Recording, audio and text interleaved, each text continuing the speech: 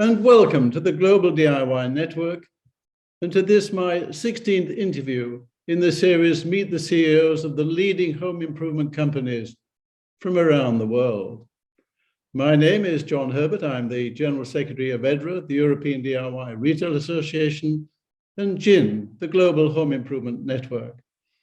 Together, these two associations have 217 members from around the world, operating in 74 countries, with over 33,000 stores, and our members' sales are in excess of 330 billion euro.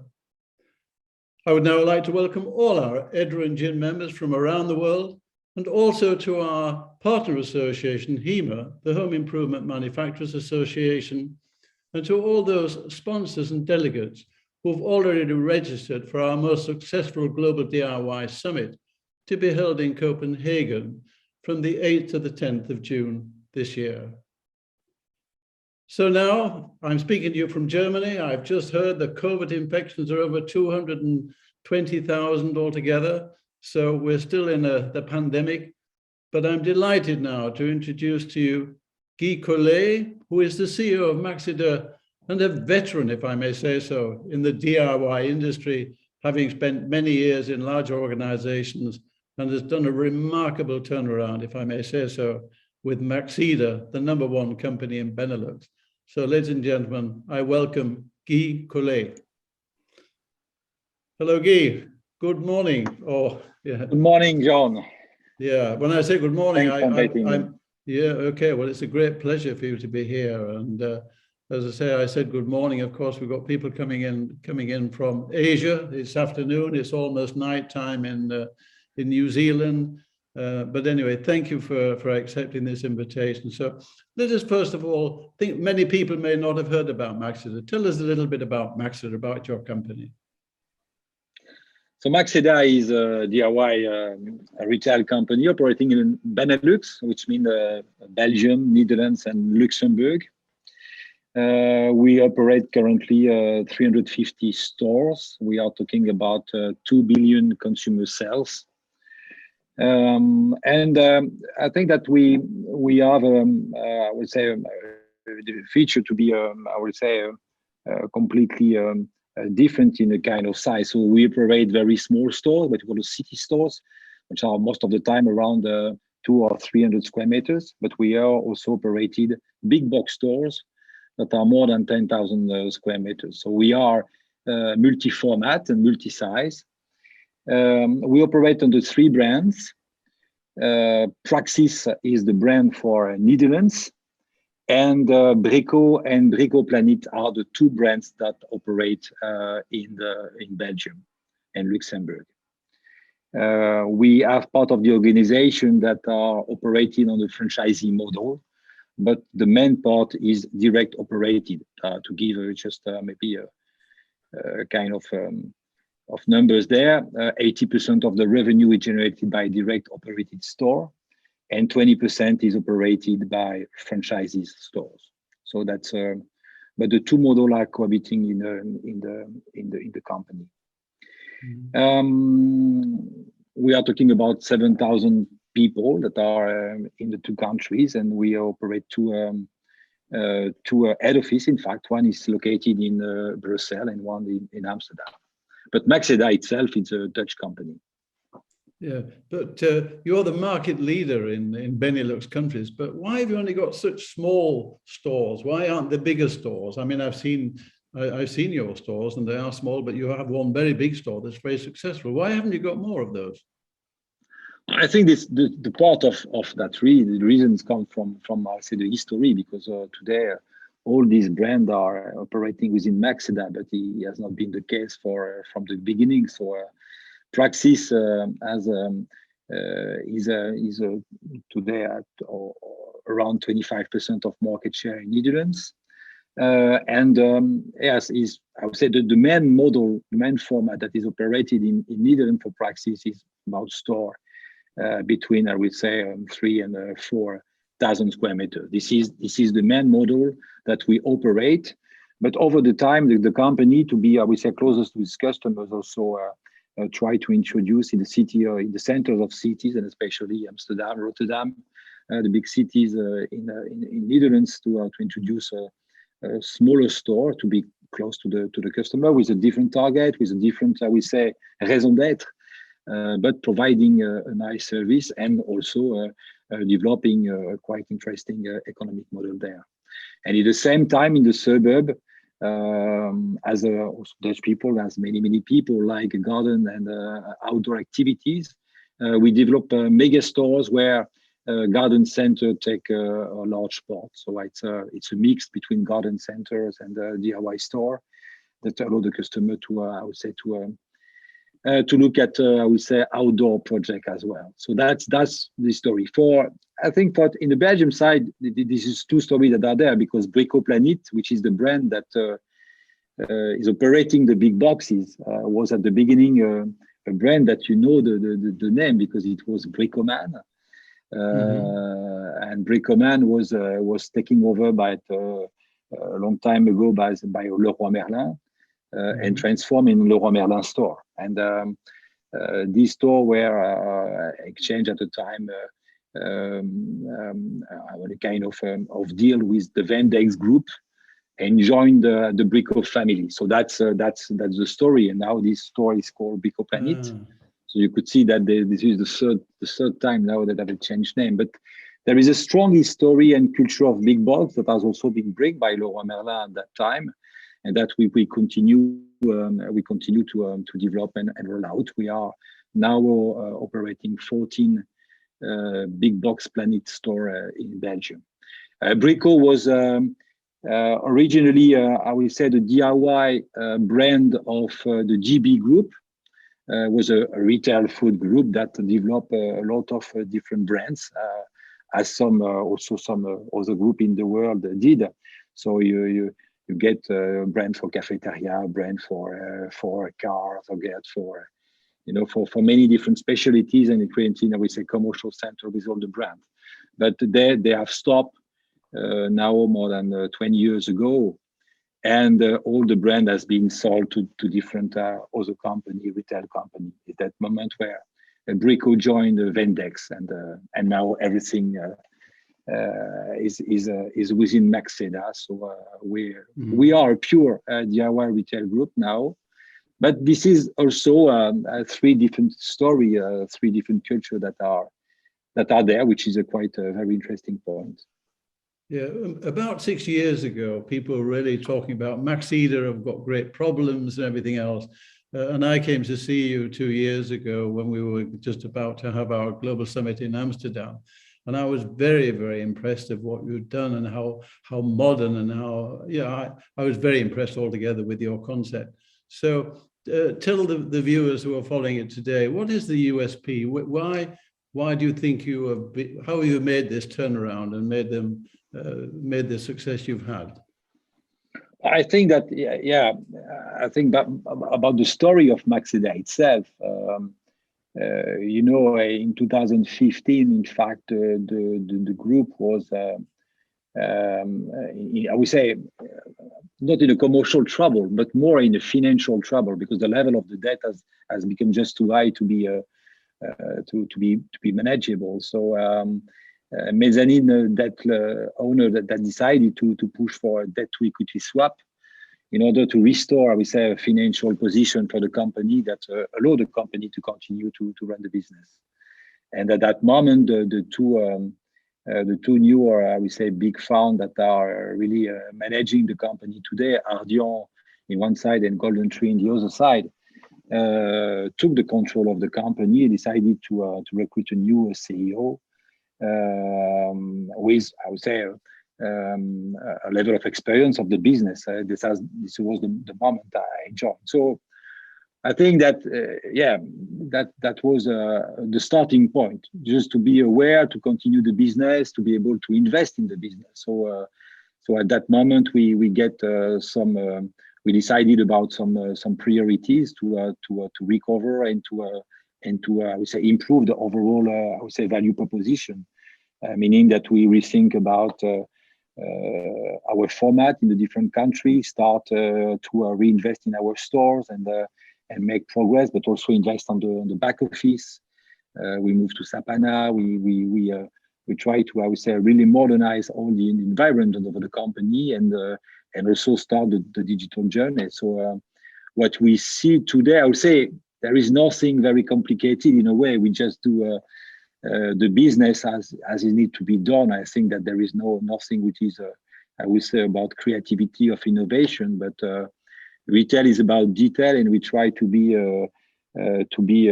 able really to improve the customer value and the customer proposition. And then you see a step by step that traffic move up, market share move up, revenue and also all the figures move up. But yeah, no rocket science. No rocket science there. Just doing the retail business. Just doing. You keep repeating this word in the interview I saw about simplicity, and retail is nothing really detailed, but the very simple things people sometimes don't get right. So the main thing is service. I know you're very strong service oriented. So how you've managed to inject that into your people to make them much more service oriented than they were before? I think that it's always about, if we talk about, that's my definition sometime of the business, but when we are talking about retail, everything is about choice and accessibility. And then improving the value proposition is always improving the two topics. So the choice that everybody quickly understand what we are talking about. It's about the way we build the range, the way we adapt the offer to the demand, and we listen to the customers and what they need to improve their own. And about accessibility, of course, we talk about pricing, we talk about the end-to-end supply chain and the way the customer could get the product, whatever the way he wants. But this is overall, you need to make some choice. And I think that what probably we need over all this year is that we really set the priorities. You cannot do everything in the same time. So you need to choose your battle and say what is the most important, where we need really to progress and to increase the value proposition.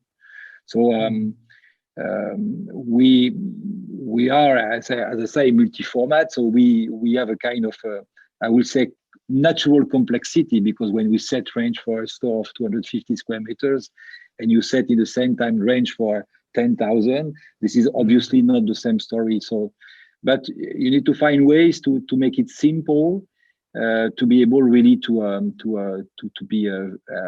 get more discipline in the way we achieve our target. And I think that setting the priorities, clearly say what you want and where you want to go. I think for all the teams, for all the people working in the head office, working in stores, that's a very important topic. And I think that what we try to do is really to choose our battle. We cannot say today that we are perfect everywhere, but we really choose some domains where we wanted to improve the value proposition, and then we see we have seen some progress there. So your background, really, you came from the big boxes. You've been around a long time, and with the big box of the big companies in Europe, and now you've got smaller stores. Was it a very big change for you? Was it difficult, or how was the transformation? Of course, I think that you cannot apply everything the same way, and maybe where I would say the spirit of entrepreneurship is more developed where you are talking about big boxes, because that's everything is reacting. You have more customers, you have more people. You could probably set the business in a different way.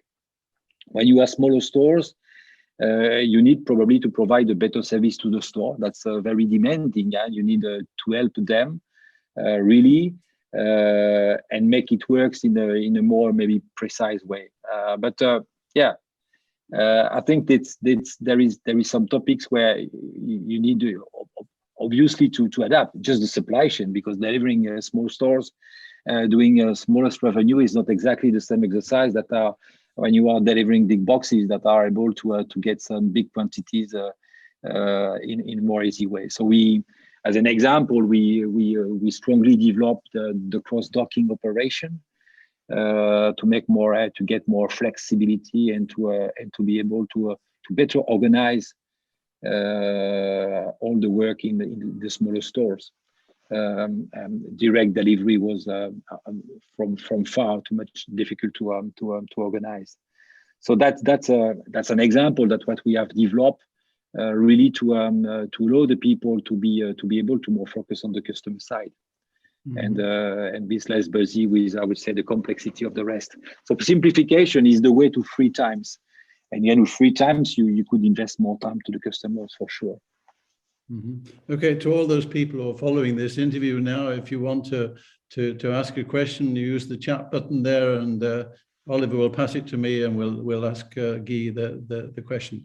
So really, you think there's a future for small stores in DIY? Because I know that a lot of companies around the world have got the big boxes, and they're now starting to experiment in smaller stores. And with your success that you've had, you think this is very good, the neighborhood stores? I mean, they're not going to come to Belgium or Holland, but first, I think it's a question of flexibility.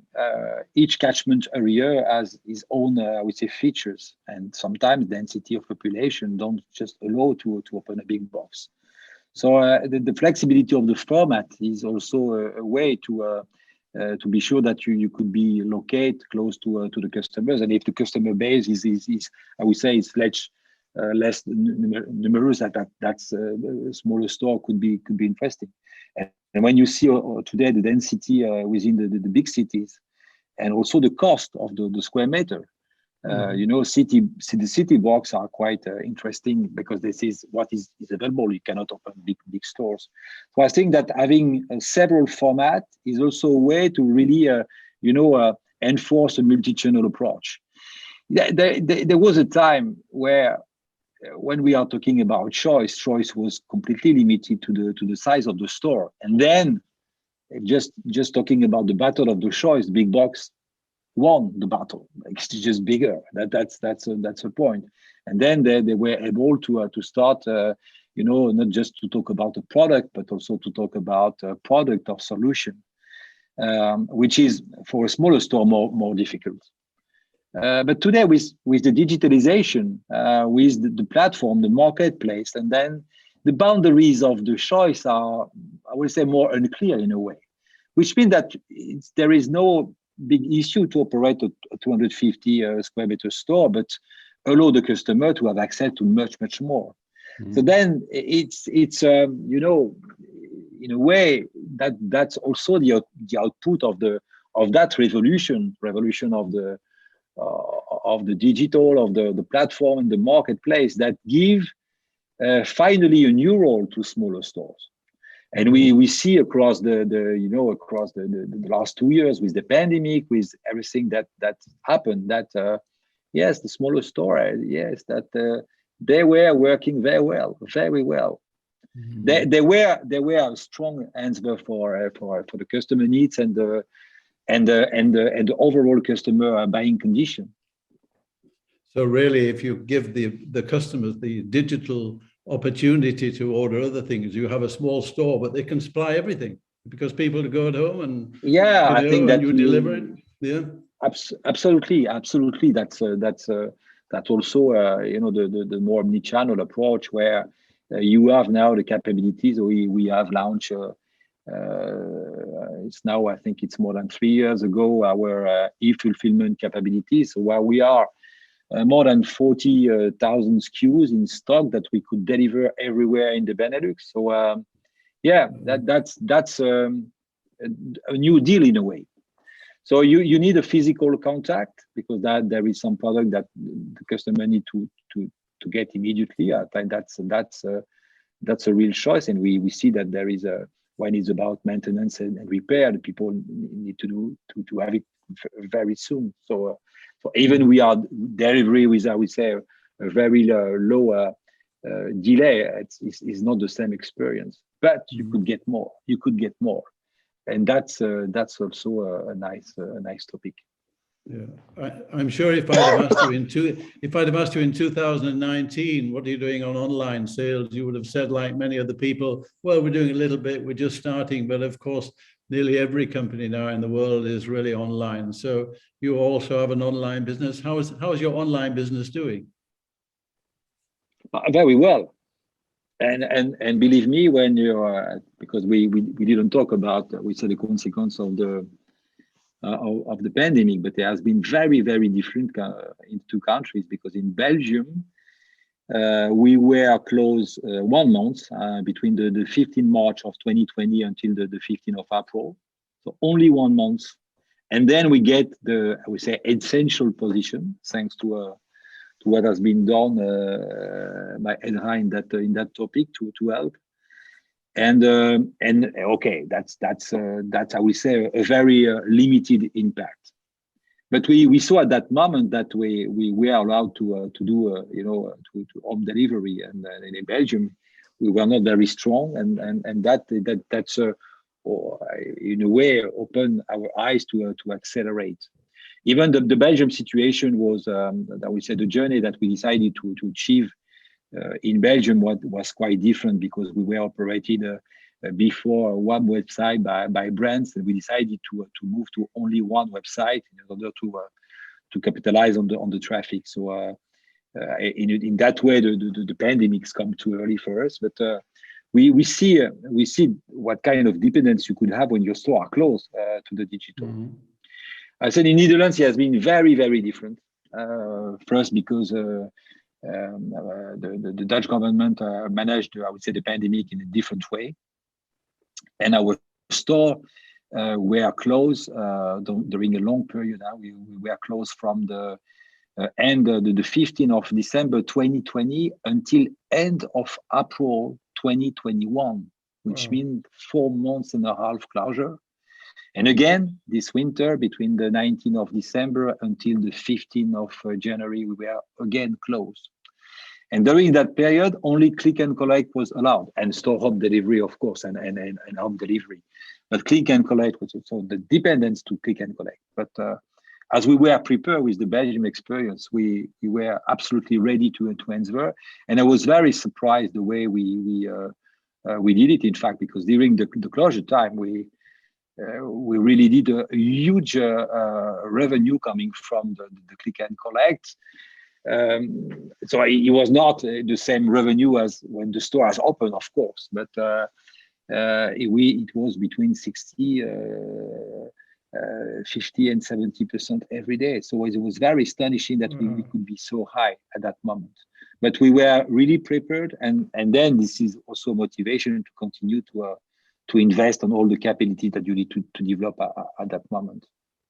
We experienced as well the last months of the closure. The Dutch government allowed us for the people to take some appointment to visit store physically. So we were limited in the numbers of people visiting, and the people need in a mandatory way to apply first in digital. But again, that worked. It has worked very well. And this has strong consequences, because when you experience a so long closure, you are really in danger. Your business is in danger, because there is no any more cash that goes in, and we go across. I think that all this very difficult time, I would say, because and thanks to the digitalization, because we were able to continue really to make business. So what was your percentage of your online sales compared to your total sales last year, for example? I think my figures are quite, I could be very proud of it. They are really fake.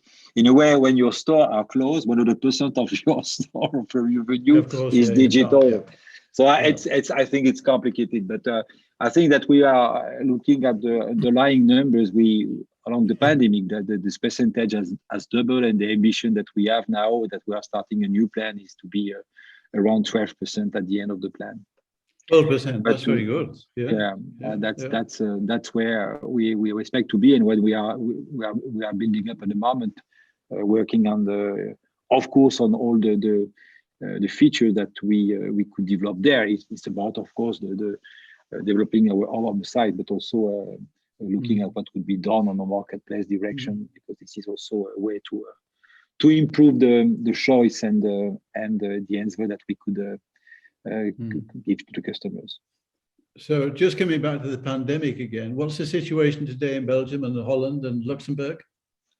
So I think about the pandemic, numbers of contamination are very high. I think that's like everywhere. But in the same times, I would say the consequences of the contamination seems to be much lower than it was with the first waves.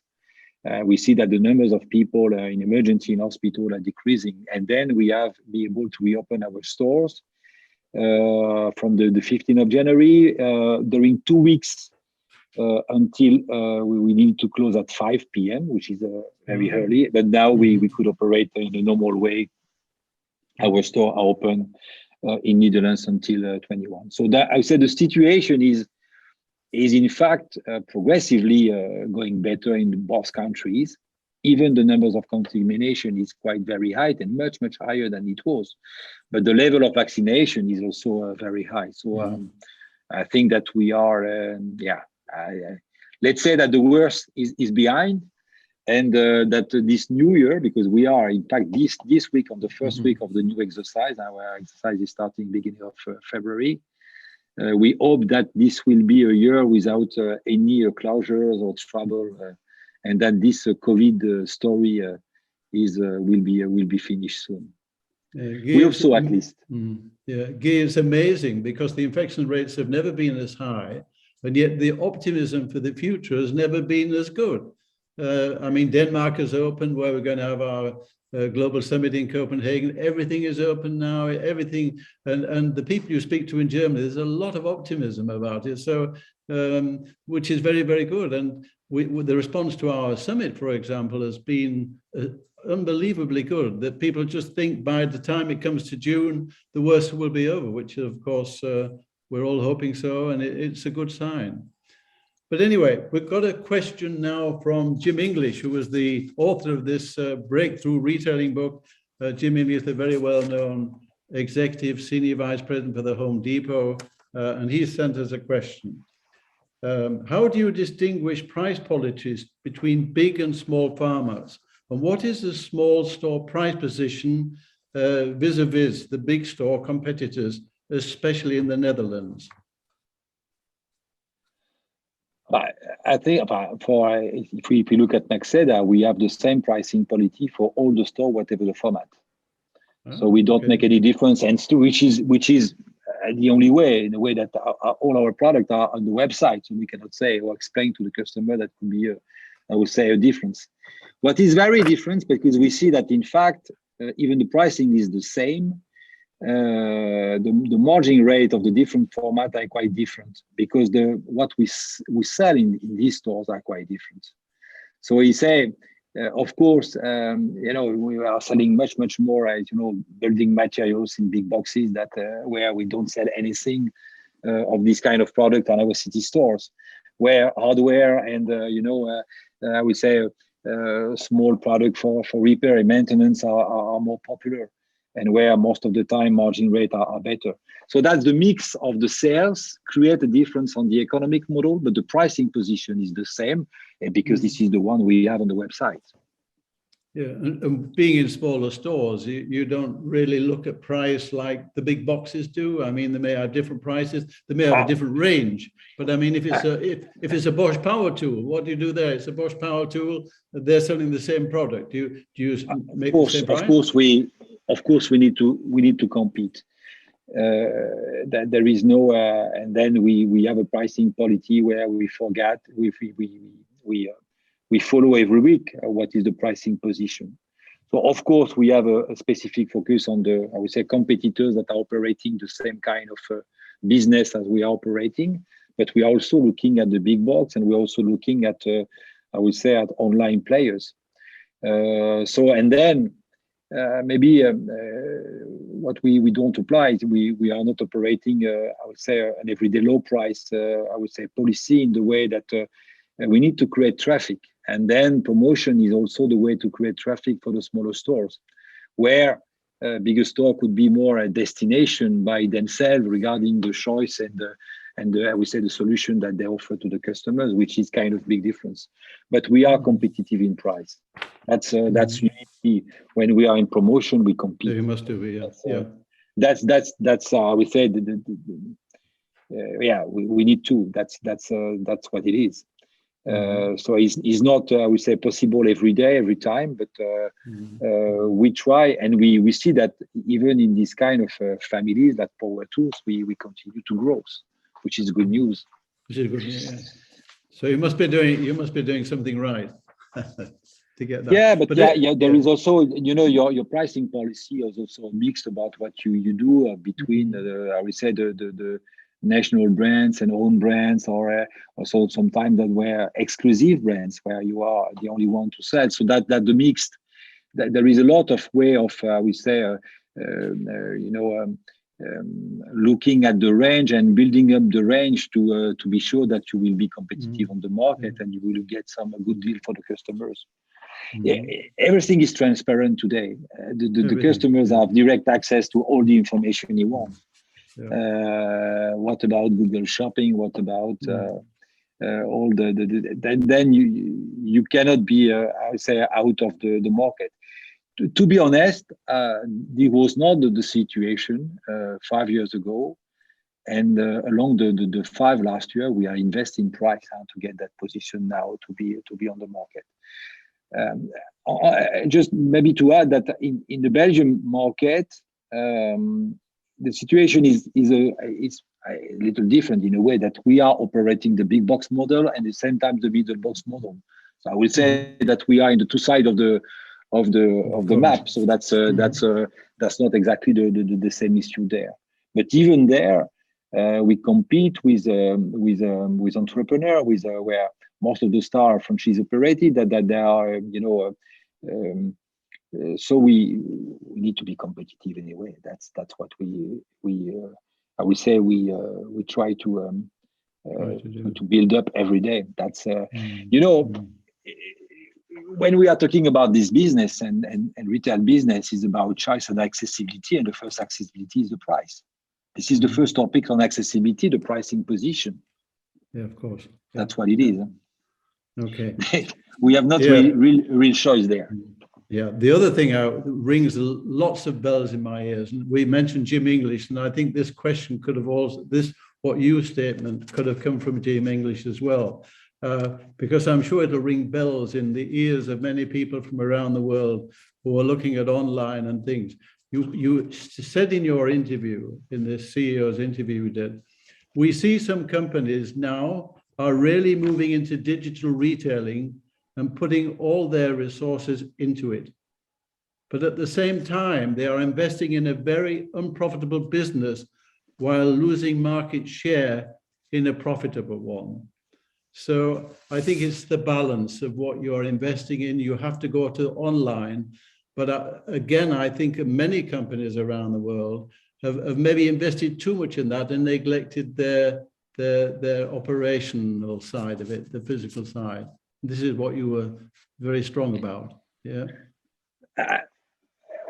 First of all, I think that has been I think over the business, and when talking with people over this industry for I would say the last 20 or 30 years, I don't know. And especially for a kind of company like Maxeda that are equity-backed companies that we are talking about with many financial people that are in the financial industry. So if you were hearing some people, I would say 10 or 15 years ago, they were saying that digital will become alone in the market and all the brick will disappear.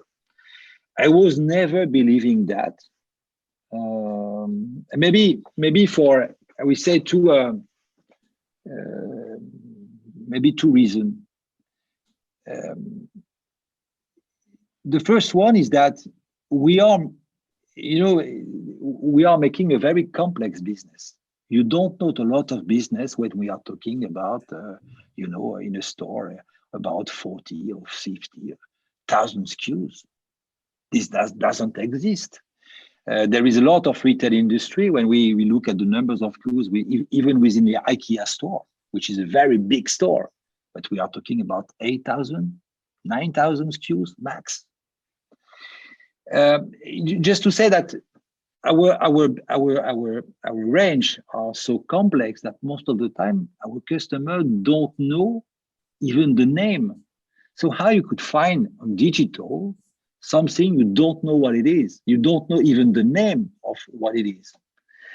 And then you have a kind of natural barrier to entry. This is what we experienced for a while, in fact, where you see that the market share of digital is growing very slowly in the retail DIY industry, where it was moving up very quickly on the fashion one, for example, where when the people know the brand and the size, job done. I know exactly what it's very easy to use the digital.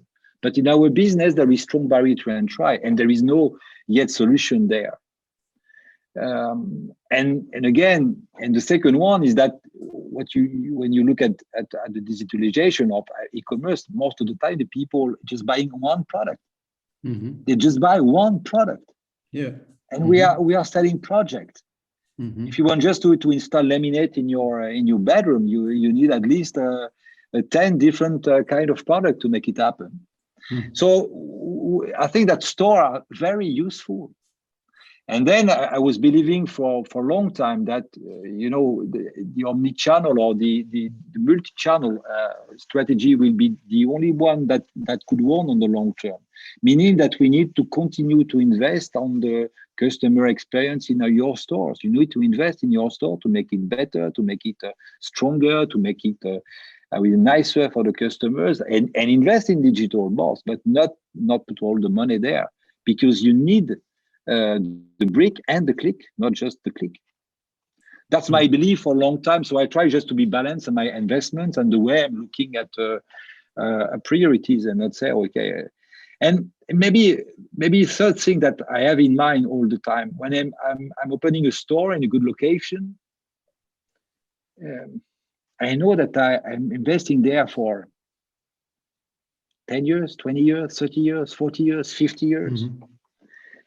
I think that all the brands, the DIY retailers in the world have some stores that are open for more than 30 years and that are very, very profitable. And they likely increase and improve this store along the time.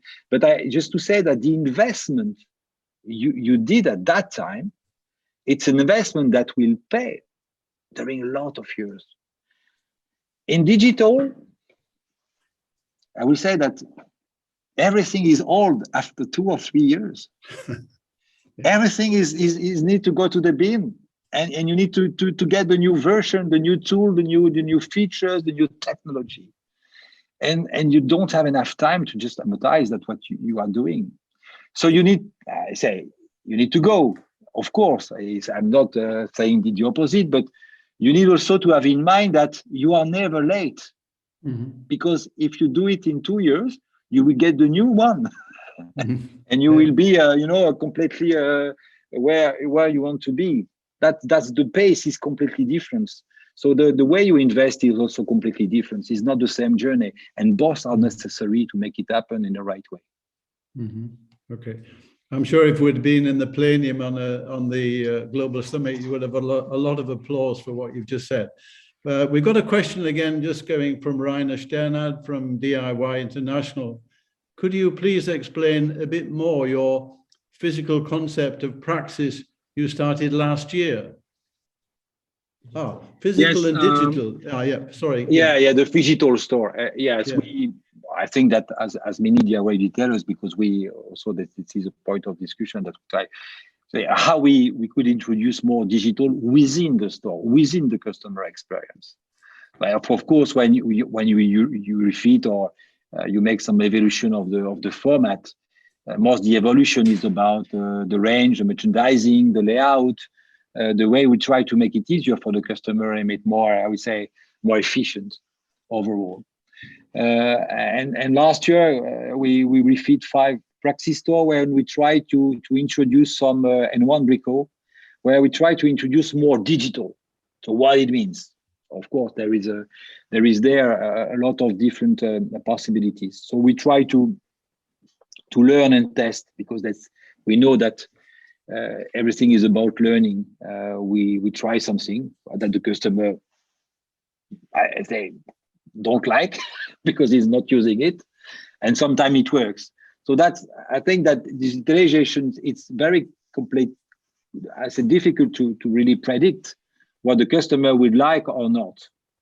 I could give some example. Of course, the access to the full catalog online. That's with the screen and with the possibility to order within the store on screen. Of course, this is not new, but how the customer could discover more about our range.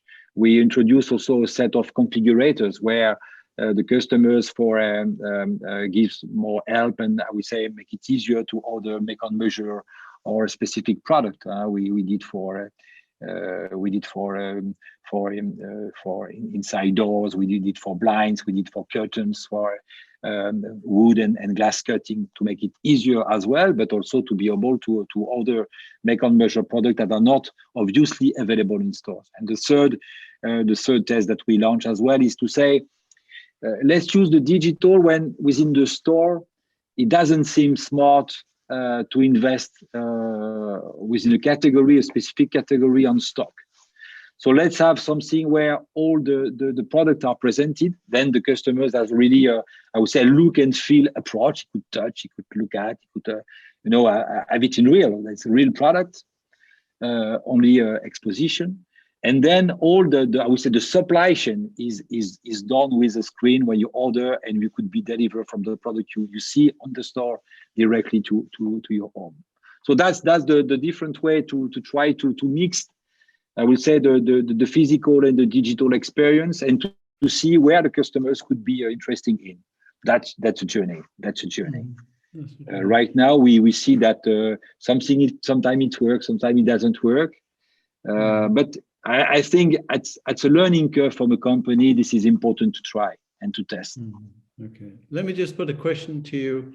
When the pandemic is gone, and it's 3 years in advance, what would you expect your total sales to be, percentage-wise, digital and physical? Just as a broad sort of opinion from your point of view. I know you haven't got a crystal ball, but you're now thinking you're about 12% of your sales are digital. No, that my plan is to get to 12%. I'm not at 12% today. It depends on the way you consider the numbers, because every retailer has different approach on that. But today we are talking about a range between 6 and 8, and I would like to get to 12. 12. Okay. And if we look at it has been more than double over the last 4 years. So I think that we could expect to continue that trend overall, because it's not just that there is a different flow that push up the numbers. The first one is that you develop your offer and the capabilities and what the possibilities you offer. I think 3 years ago, I was not operating any e-fulfillment warehouse. This tool is a very important tool if you want to develop your digital footprint. But also, the customer use more and more digital just to have an approach. Where is the stock? What kind of product that I need? Where I need to go. So that's I think the two flows are just adding themselves. You give more and the customer want more, and this is building up more digital revenue. Okay, I'd like to go back on that, but we've got another question here from Jim English. What is your share of private label, and how important is private label for you? I think historically, private label has been always been on the DNA of our brands, and I think of course, like many suppliers, we enjoy the fact that we could in some product build a different level of pricing position within the customer needs to give more possibilities, and we see as well that they are quite sometimes very successful.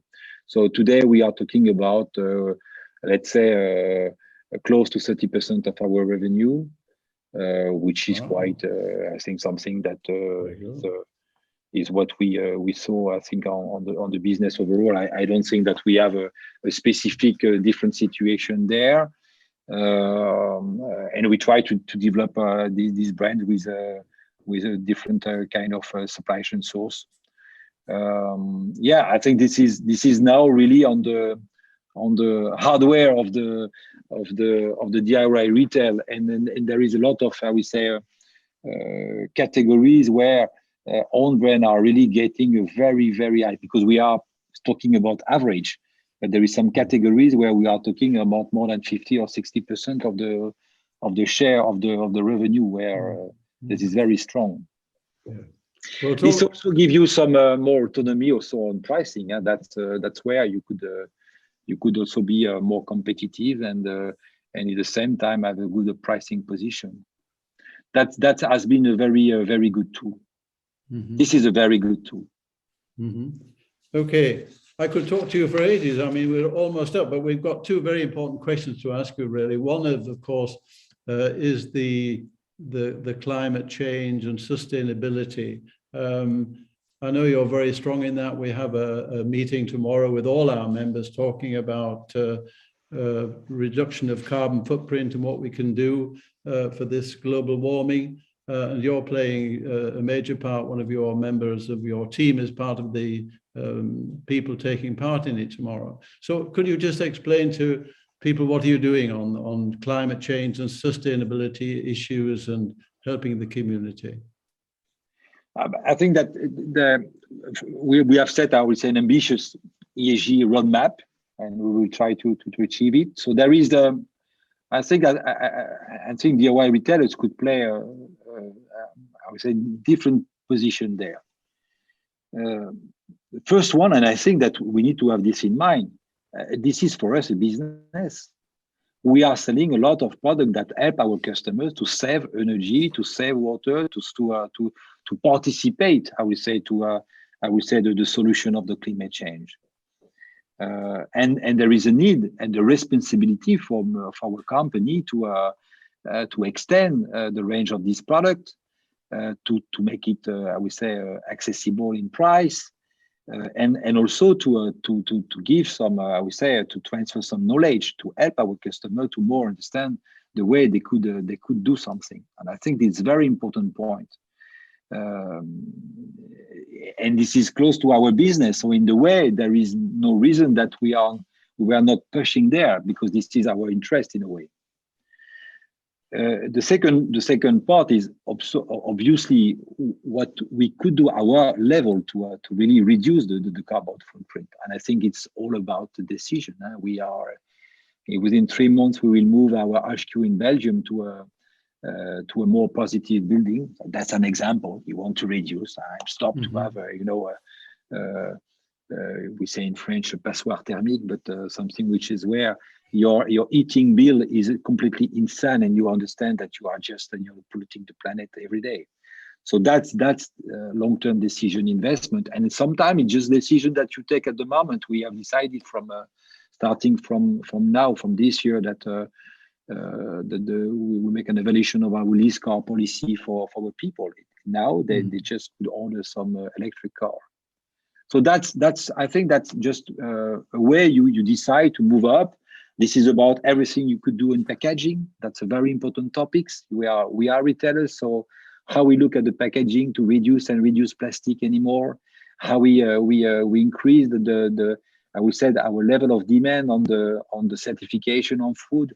How we make progress also on the paper consumption. We are we say a paper eater in a big way, including our folders and the rest. And in digital era, there is no solution to communicate with our customers using less and less paper. And we need to have this in mind, and that's part of our plan, that in 5 year time we will not use any more paper. Mm-hmm. Everything could be done, and there is a lot of tools to avoid to use it. So I think that we try to go in different way.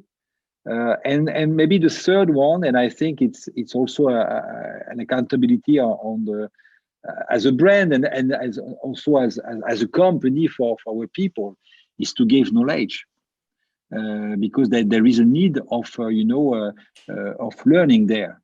What does it mean when we are talking about climate change? How I could fight against what in my position as a human being, I could do something, even it's very small,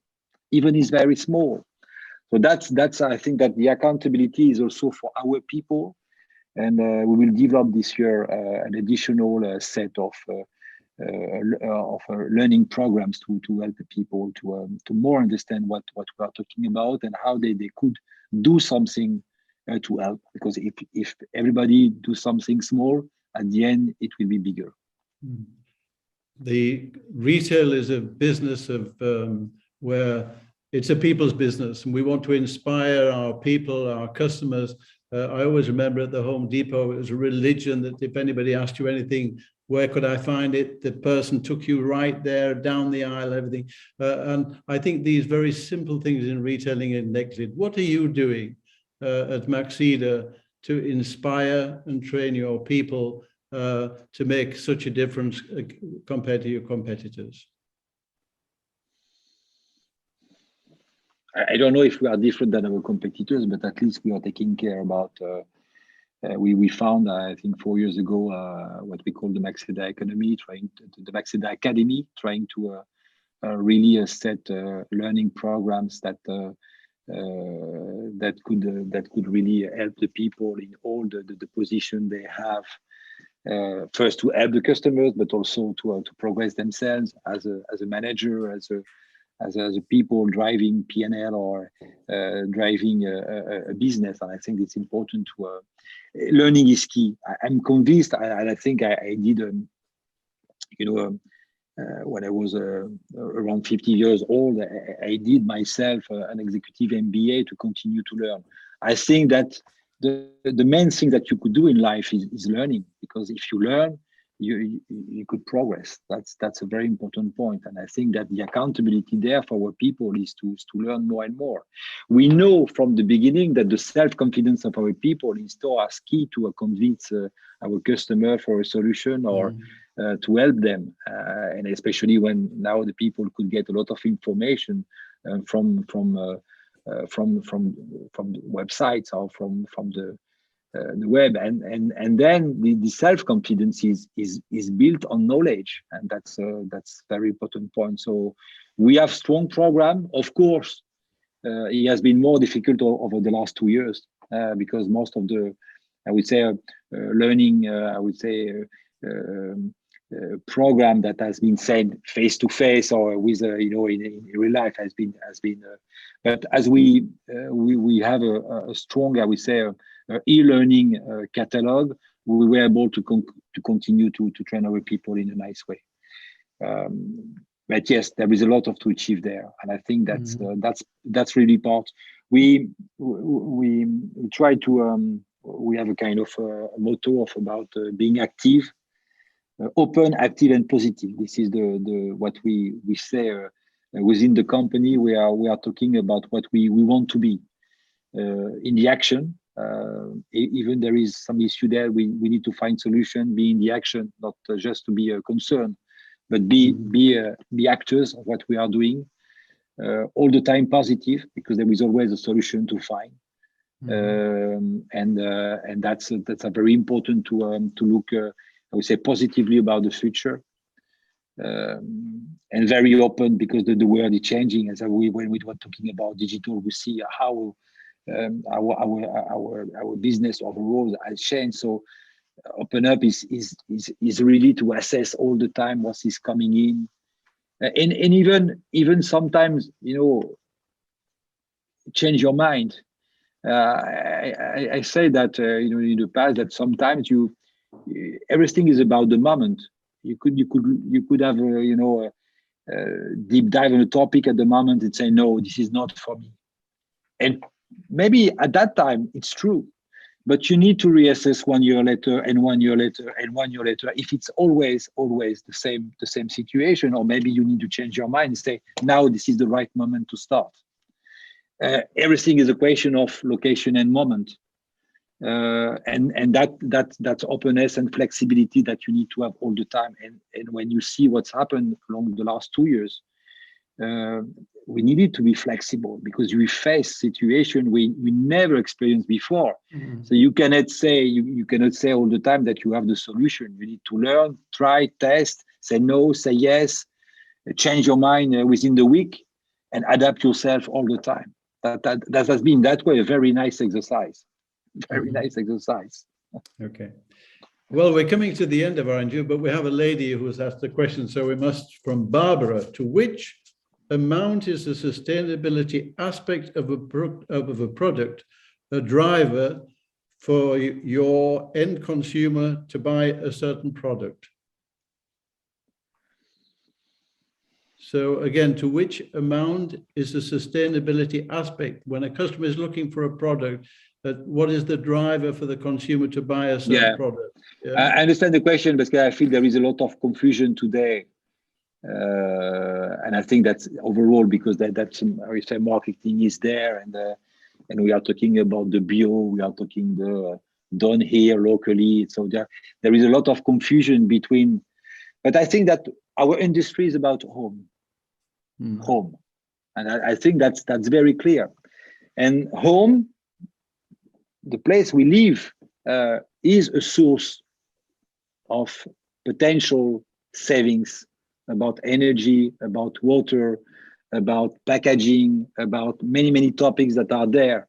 And then I think that for us, and especially now, we just look at the increase on price of energy that we are looking at the moment. This is really, I think, really a good deal to move, to change, and to get some product that really build up benefits, which is a benefits on the bill and the benefits for the planet. And when we are just talking about insulation, when we are talking about water saving, when we are talking about solar energy, solar panels, all these topics today that are really, I would say, win-win product. This is a win for the customers because they are made immediately some savings. And this is a win for the planet because we will, at the end, produce less CO2 in the atmosphere. So that's I think that maybe for our product, I think it's even more clear that it could be for many industry. We have a direct role. The houses by themselves, the way where the people are generating a lot of CO2. So there is a strong improvement to be done there to make it better. Okay. Guy, the final question I'd like to ask you, and I know you were in Dublin at our Global DIY Summit. I think we're a very unique industry, the home improvement industry. First of all, I think the retailers and suppliers, the way that we all come together every year and the Congress and the good atmosphere, I think is quite unique in our industry, generally speaking. And I think the Global Summit, of course, is one of the major aspects of this sort of getting together. How do you view the Global DIY Summit from your point of view? The nicest event in the world, John. The nicest. No, I think that you know that everything is about people, and I was the organization, the overall organization, the quality of the people there, about the speech and everything that is we could get, and all the networking. And the people that we could meet and discuss, suppliers and other retailers, I think that's more than useful. I think this is a starting point for many things. I could give you an example. We, as you know, we joined the Arena organization 3 years ago, which is a kind of association of retailers that try to work together and in some topics. So the first contact we had, it was during the DIY Summit. So that's a starting point. And we also discover new suppliers. We also have some discussion that were giving us a lot of insight. I was just remembering the last discussion that we had talking about the strategy for the next 5 years. I know that there is some insight that I take from the DIY Summit because I was thinking that it was really insightful and giving a lot of So the quality of the content is also very important. So the people are there, the content are there, most of the time nice location, nice event. Everything is well organized. I think that's very, very nice. I enjoy to come. Okay, thank you. We look forward to seeing you in Copenhagen. Okay. Well, it's been a great pleasure to interview you today, and I can tell you're a very full-blooded retailer. I can see, you know, that retail is in your blood, and you've been around for many years. So is there anything you would like to say? We always like to give our speaker, our interview partner, the last word. Is there anything you'd like to, message you'd like to get over, or to say anything? No, I've said that. You know, I love the industry. I think that I was in the DIY retail for a long time now, and I really enjoy that all our companies and all the environment, including our suppliers, we are really working in a nice environment. We are all the time useful, and we are very important in the life of our customers, of our clients. And I think that's very nice to be in that industry, especially. I think that I enjoy a lot. Well, we have a lot of pleasure all the time, despite some crisis sometime and some COVID, but this is life. Okay, well, I think we can say to all our followers that we were really looking forward to our Global DIY Summit in Amsterdam. We will certainly be going to Amsterdam hopefully in the very near future, and then you'll have the opportunity of seeing the Maxida stores. They'll be on the store tour plan, and so that would be something to look forward to. So Guy, thanks very much indeed. Been a pleasure to talk to you. Thank you, John. And, thank you, and thank you for the time. Thank you. See you soon. Okay. Bye-bye. Right.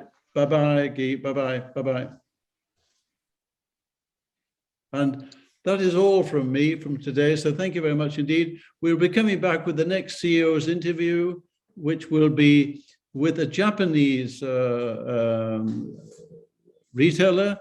And this will be, I'm just getting it here, and this will be on the 2nd of March. So do join us for the next CEO's interview, as I say, which will be on the 2nd of March. So from me, John Herbert, here in Germany, a very cold, awful day today, but nonetheless, it's been a pleasure to be with you. So thank you very much indeed. Have a good day and goodbye. Thank you.